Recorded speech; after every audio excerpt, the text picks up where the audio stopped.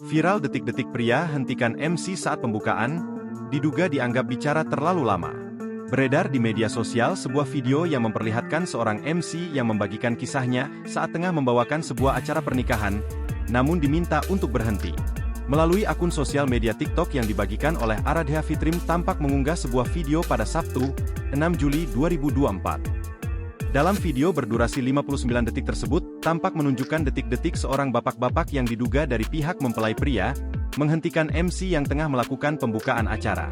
Dalam video tersebut memperlihatkan seorang bapak-bapak yang mengenakan baju batik tiba-tiba maju ke depan, dan meminta Aradhya sebagai MC itu untuk berhenti. Diketahui jika bapak-bapak tersebut meminta susunan acara, adalah serah terima terlebih dahulu sebelum pembukaan. Bapak-bapak tersebut juga tampak mengatakan, "Pembukaan nggak habis-habis," sembari kembali ke tempat duduknya. Dalam sejumlah video yang dibagikan, tampak Aradhya menyerahkan mic dan memilih untuk mengundurkan diri namun tetap berada di acara pernikahan tersebut hingga selesai. Tak hanya itu, Aradhya juga membagikan tangkapan layar yang berisi permintaan maaf dari pihak keluarga mempelai wanita atas kejadian tidak menyenangkan tersebut. Download Tribun X sekarang, menghadirkan lokal menjadi Indonesia.